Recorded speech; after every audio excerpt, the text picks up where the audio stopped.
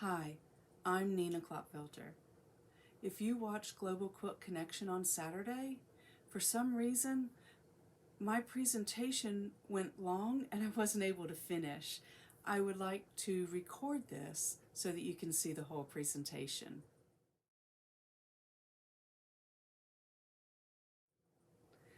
Hi, I'm Nina Clotfelter. I love free motion quilting. Ruler work adds to the creativity of free motion quilting. It adds another dimension and it takes away the guesswork when you add ruler work to your free motion quilting. Let me show you what you need to get started. When we do free motion quilting, we work with a foot like this. This is a flat foot. It's circular. This is a closed toe foot. There's also an open toe foot. There's a clear plastic foot, all kinds of different options. Whichever one you use, it is only for free motion quilting. It is not for ruler work. If you'll notice how flat this is, it will slide right underneath our ruler, and oh my goodness, you do not want that repair bill. Our ruler feet, please use the ruler foot that is brand specific for your machine and model. But the ruler foot has an edge to it. Some are higher than others, and that's okay. As long as there is an edge that's close to 1/4 of an inch, that will be just fine. This is what we run our ruler against when we're free motion quilting with rulers. This is for a brother machine. It's adjustable. So when you turn this will go up and down a little bit. The reason for that is if you're using 2 layers of batting or one poofy batting like a polyester, something like that, you might need to slightly adjust it. The adjustment is minimal. If you only have a ruler foot that is a solid shank like this will work 99.9% of the time.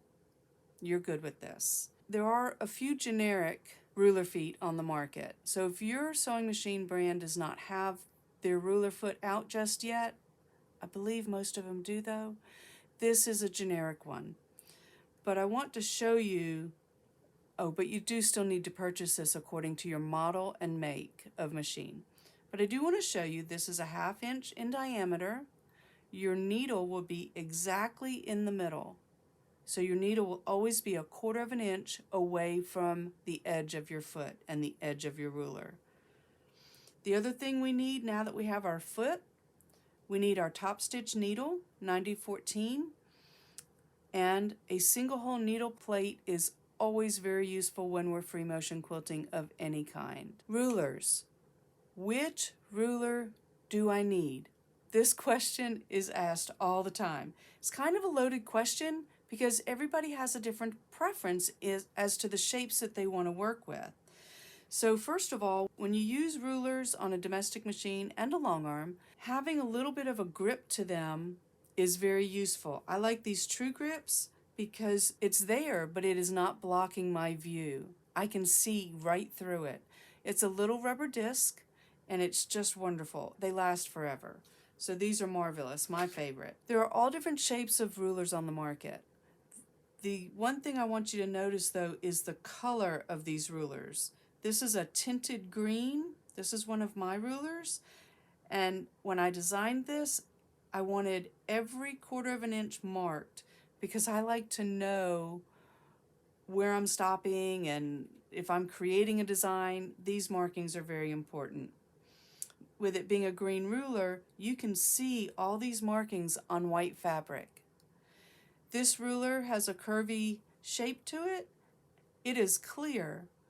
If I take this off of the white, you're going to see a white marking also. This has a white marking and a black marking, so this is very usable on any fabric. This ruler has a lighter green tint, but it makes it usable on any color fabric. And you can see the marking lines. These are the only marking lines that are on this ruler, and these shapes can be used in however you desire.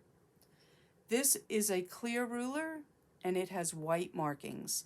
So, can you see them? Nope. This is not a ruler to use on white fabric. You cannot see any of the markings.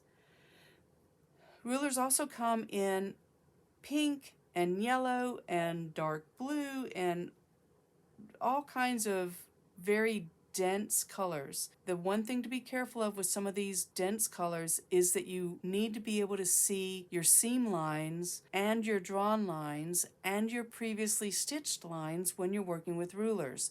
It's hard on some of these colors that are dense like this to see through them and get that detail. So just be careful. Make sure that you put it on a quilt before you buy it and make sure. This ruler is a light blue and any other color that you want to put it on. As far as shape, I'm not going to go there because we all like different things, but I get into that in class a little bit. The other thing I want you to notice is this ruler, all of these rulers, are 1/4 inch thick. This is considered a long arm ruler. They are very usable on your domestic machine, so that's what we're using in class. Okay, so let's get into what ruler work really is. Ruler work is dividing up a larger space. When we divide up this larger space, it makes it easier for us to fill smaller openings with free motion quilting designs. So this block has been totally done with straight edges. Everything's a straight edge. All of these are 1/4 inch apart. And right here and here, I decided to leave a 1/2 inch.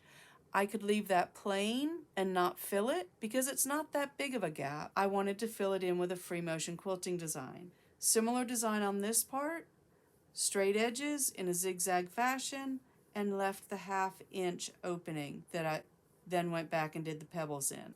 Straight edges. Now, these two blocks are the exact same block, but what I want to show you is how very differently they were quilted.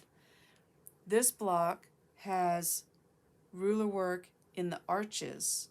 See the yellow ruler work?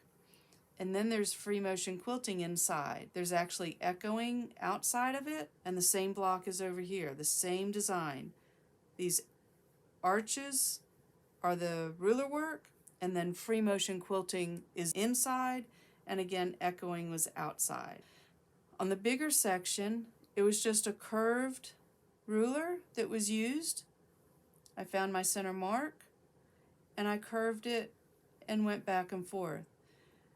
So what you can see is each of these was filled with a free motion quilting design, or it's really not that large of a space. I choose to leave this blank. But all kinds of different free motion quilting designs, and again, these other spaces are free motion quilting designs or echoes. Again, a smaller section, free motion quilting, echoing.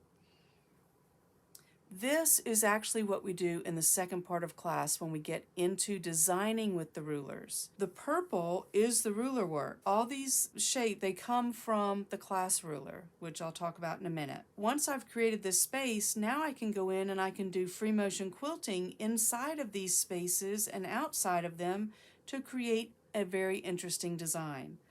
Now this was more ruler work, it's cross hatching, but still, it was this free motion quilting color. This is the same design. Again, the ruler work is in the variegated color. Free motion quilting or additional designs are in all the little sections. Cross hatching again. I like cross hatching. So this would be a larger section on your quilt. It might be a section that's between some blocks. The orange is the ruler work.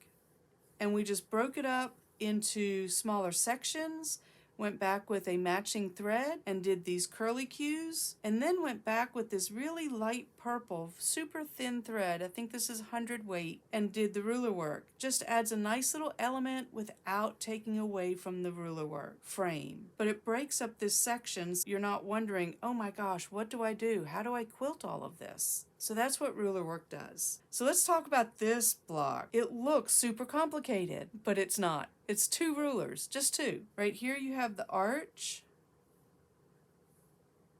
and the arch was done on all 4 sides, and then on all 4 corners, the arch comes in to the point.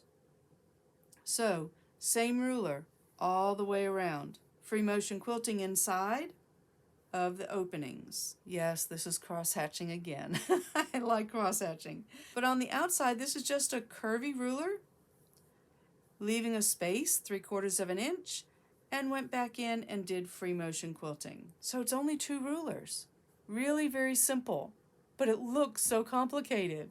That's what ruler work does for us. This is the classroom ruler that I've designed. Rulers can get expensive, and when you take a ruler work class, in order to really learn the fun of all the different shapes, this only has 4 shapes to it, they get expensive. So this was designed so that you could take a ruler work class and only have a little bit invested in your rulers. This ruler, when you purchase it alone, I think it's $38. In class, it's part of your kit, and I take it down to $30. I figure I have you captive, so you get a break. This wonderful little gizmo is called a drawing circle. This mimics your ruler foot. So every ruler that I get, I play with it and I try to figure out all the different designs and get creative with it so that I know what possibilities there are. Also, let me point these out. These markings, these are permanent markers, but when you use a rubbing alcohol swab, these come right off. So you can mark on your acrylic rulers on the smooth side, not on the etched side, but on the smooth side, and make the markings where you're stopping or starting, and that way you'll never miss your mark, but then they come off. Great tip. So let's play with this just for a minute. I just want to show you a little bit of how to work with a ruler. So these lines would be considered your seam lines, or in my case, these are just lines to help me line things up with and play with the ruler and learn how it works. These lines, I am lining them up, the lines on the ruler, and all of these previously stitched lines are also lined up with the ruler. So when you have a ruler that has markings inside the ruler, when I'm working on this edge, I want to make sure that my previously stitched lines come underneath it here. So I'm working in this downward fashion. When I'm working on this edge, I would be working in an upward fashion. So here this is all lined up. All these lines are lined up. And I want to do a 1/4 of an inch line. Okay, so I want to do another 1/4 of an inch line. Needle down. I'm going to travel in that ditch, needle down, and my needle is lined up with this 1/4 inch line right here. The other thing to remember is that your needle is a 1/4 of an inch away from the edge of your ruler foot. So when my ruler foot is lined up with that previously stitched line, I know that I'm a 1/4 of an inch away. So now with my needle down, I can move my ruler up. I will line everything up with the lines on the ruler so that I know that everything is spot on, and I will make my next stitch. So how do I make a larger opening? Well, this first line is a 1/4 of an inch, but I can go another 1/4 of an inch and make a 1/2 inch opening. Where would I line this previously stitched line up with? I'm going to line it up with the first line on my ruler. This is a 1/4 of an inch away, and my needle is a 1/4 of an inch away from my ruler. So now I have a 1/2 inch line, 1/2 inch opening, 1/2 inch. If I wanted to do a larger opening, here's a 1 inch opening. I will take my ruler, my straight edge, line it up, and I will go 1 inch up. Needle down, and then I can move my ruler back to where it was, and you can see this previously stitched line is lined up perfectly with that mark. 1, 2, 3/4 of an inch into my ruler. Why 3/4 of an inch? Because my ruler foot takes up the other 1/4 of an inch. My needle is always a 1/4 of an inch away. And this is a 1 inch opening. Whoops. So lots of fun with that. How do you work with a curved ruler? Let's work with these scallops just a little bit. So I'm going to line these up. I'm lining everything up with the lines on the ruler so that I know everything's lined up just the way I want it. And when I'm working with the curved rulers, I want to make sure that I'm just nesting my ruler foot up to the ruler. I don't need to push really hard, just a little bit. And just keep it along the edge of the ruler. And there you go. So we cover all of this in class and a whole lot more, but that's enough to get you started on ruler work, and I hope to see you soon. Thank you for watching. Nina Clotfelter. My website is ninaquilts.com, and I look forward to working with your guild in the future. Happy quilting!